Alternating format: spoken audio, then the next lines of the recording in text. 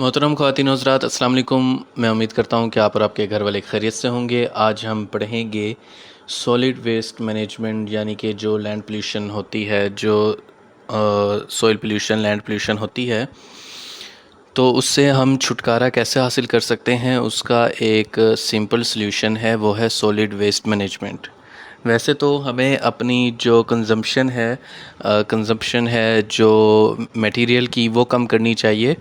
تاکہ ہم land pollution کم سے کم کریں، لیکن جو ابھی ہمارے پاس جو سلیوشن موجود ہے وہ صرف اور صرف سولڈ ویسٹ مینجمنٹ کی صورت میں ہمارے پاس موجود ہے۔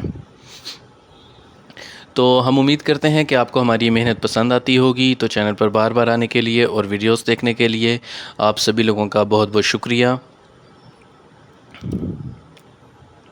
تو جو ہمارے پاس سولڈ ویسٹ مینجمنٹ ہے وہ ہے کلیکشن ہے، ٹریٹنگ ہے اور ڈسپوزنگ ہے کس کی؟ سولڈ میٹیریل کی۔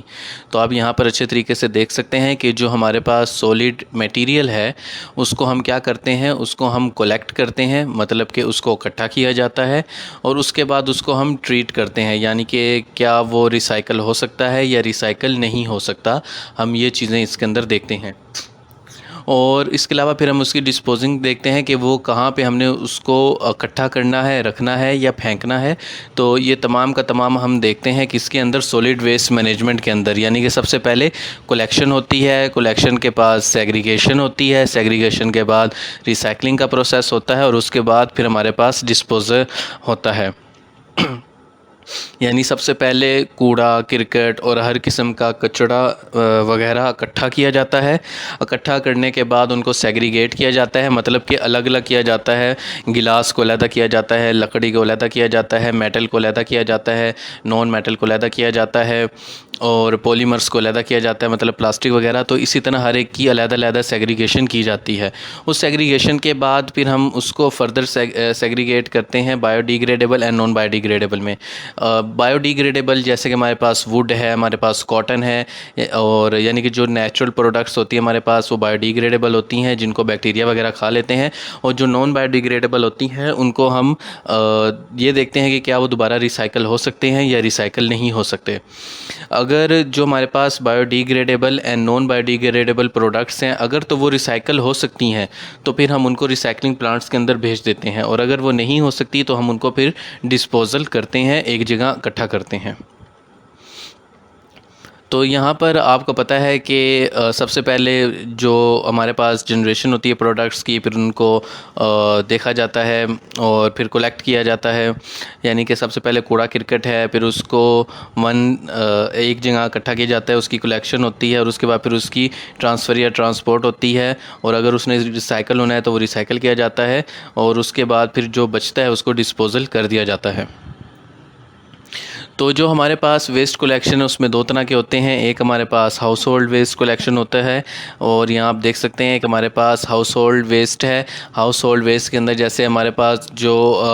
گھروں میں استعمال ہونے والے پروڈکٹس ہیں وہ آ جاتے ہیں، اور دوسرا ہمارے پاس کمرشل ویسٹ ہے۔ کمرشل ویسٹ آپ کے پاس آ جاتا ہے آفس، فیکٹریاں وغیرہ، جتنے بھی کمرشل پلیسز ہیں وہاں کا جو ویسٹ ہے اس کو کمرشل ویسٹ کہتے ہیں۔ پھر اس کے علاوہ ہم اس ویٹ کو کیا کرتے ہیں؟ سیگریگیشن میتھڈ سے علیحدہ علیحدہ کرتے ہیں کہ ہم جو میٹل ہے میٹل کو علیحدہ رکھتے ہیں، اور اگر کوئی دوسرے بیگز وغیرہ ان کو علیحدہ رکھتے ہیں، اور جو ہمارے پاس آرگینک پروڈکٹس، فوڈز وغیرہ آئٹمز ہیں اور کھانے پینے کی چیزیں ہیں جو آرگینک ہیں ان کو ہم علیحدہ رکھتے ہیں، اور باقی جو ہمارے پاس دوسرے پروڈکٹس ہیں ان کو ہم علیحدہ کرتے ہیں۔ جتنے بھی دنیا کے بڑے بڑے ممالک ہیں یا پاکستان کے اندر جتنے بھی بڑے شاپنگ مال ہیں، آپ پیکیجز میں جائیں، فورٹرس میں جائیں، آپ ایمپوریم میں جائیں لاہور کے اندر، تو یہ جو تینوں مال ہیں ان کے اندر جو ویٹ ہوتا ہے، ویٹ کہہ رہا ہوں، جو ویسٹ ہوتا ہے اس کو اسی طریقے سے سیگریگیٹ کیا جاتا ہے۔ اور اگر آپ پیکیجز میں جائیں تو وہاں تو علیحدہ علیحدہ سیگریگیشن بنی ہوئی ہے کہ میٹل ہے تو ادھر پھینکیں، اور اگر آرگینک پروڈکٹ ہے تو ادھر پھینکیں، پلاسٹک ہے تو ادھر پھینکیں، علیحدہ علیحدہ باکسز بنے ہوتے ہیں۔ اس سے کیا ہوتا ہے؟ اس سے سیگریگیشن کا میتھڈ آسان ہو جاتا ہے، اور پتہ ہوتا ہے کہ یہ ریسائیکل والے پروڈکٹس ہیں ان کو ادھر بھیج دو، اور یہ ریسائیکل نہیں ہو سکتے ان کو ڈائریکٹ جا کر ڈسپوزل کر دو۔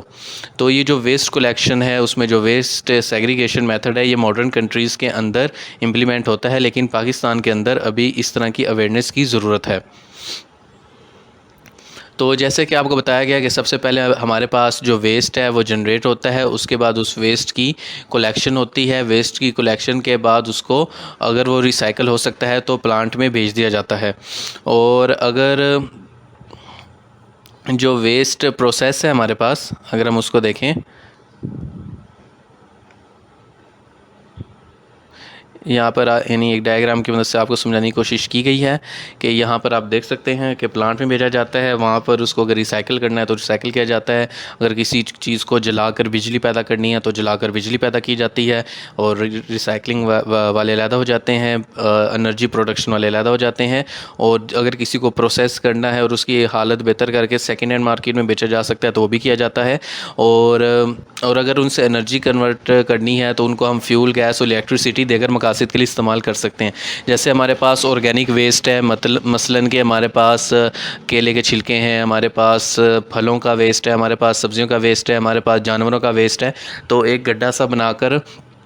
ہم وہاں پر بایو گیس جنریٹ کر سکتے ہیں، اور اس کو اوپر سے اگر ہم ایک گڑھا سا بنا دیں، اس کو ڈھکن دے دیں اور وہاں پر ایک چھوٹا سا سکر لگا دیں، اور 2-3 ہفتے گزرنے کے بعد ہم وہاں پر اس کی کوانٹٹی چیک کر سکتے ہیں کہ میتھین گیس بنی یا نہیں بنی، اور پھر اس میتھین گیس کو ہم فیول، گیس اور الیکٹریسٹی پرپسز کے لیے استعمال کر سکتے ہیں۔ ٹرانسپورٹیشن میں ہم اس کو ایسے استعمال کر سکتے ہیں کہ اس میتھین گیس سے جو ہمارے پاس الیکٹریسٹی بنی ہے اس کو ہم الیکٹرک کارز کے اندر استعمال کر سکتے ہیں۔ تو ماڈرن کنٹریز کے اندر اسی طرح سے چیزوں کو دیکھا جاتا ہے، اور اگر ہم پاکستان کے اندر بھی ان میتھڈس کو امپلیمنٹ کریں تو ہمارے پاس جو ویسٹ ہے وہ بہت ہی زیادہ کم ہو جائے گا۔ تو یہاں پر آپ کو پھر سے دکھایا گیا ہے کہ کس طریقے سے مختلف قسم کی باسکٹ میں مختلف قسم کی اشیاء پھینکنی چاہیے۔ ماڈرن کنٹریز میں ایسے ہی ہوتا ہے کہ جو پیپر ہوتا ہے وہ علیحدہ ہوتا ہے، جو آپ کے پاس گلاس ہے اس کی علیحدہ باسکٹ ہوتی ہے، پلاسٹک کی علیحدہ ہوتی ہے، اور جو ای ویسٹ ہے مطلب کہ الیکٹرانک پروڈکٹس وغیرہ ان کی علیحدہ باسکٹ ہوتی ہے، میٹل کی علیحدہ ہوتی ہے، اور آرگینک مطلب سبزیاں، پھل وغیرہ، فاسٹ فوڈ یا کسی بھی قسم کا فوڈ ہے ان کی باسکٹ علیحدہ ہوتی ہے۔ اس سے ان کو یعنی کہ ان کو ٹریٹ کرنا، ان کا جو مینجمنٹ ہے وہ آسان ہو جاتی ہے۔ تو یہ آج کا لیکچر تھا۔ ہم امید کرتے ہیں کہ آپ ساتھ ساتھ اپنے نوٹس بنا رہے ہوں گے اور آپ کو ہمارے لیکچرز بہت زیادہ مدد کرتے ہوں گے، اور آپ کو ہمارے یہ جو چینل ہے یہ مدد کرتا ہوگا، آپ کو ہمارے لیکچرز پسند آتے ہوں گے۔ تو چینل پر بار بار آنے کے لیے اور ویڈیوز دیکھنے کے لیے آپ سبھی لوگوں کا بہت بہت شکریہ۔ میں امید کرتا ہوں کہ آپ لوگوں کو ہماری محنت پسند آتی ہوگی۔ آپ ہمیں فیس بک، انسٹاگرام کے اوپر لیٹسٹ اپڈیٹس کے لیے فالو بھی کر سکتے ہیں، اور چینل پر بار بار آنے کے لیے اور ویڈیوز دیکھنے کے لیے آپ سبھی لوگوں کا بہت بہت شکریہ۔ اللہ حافظ۔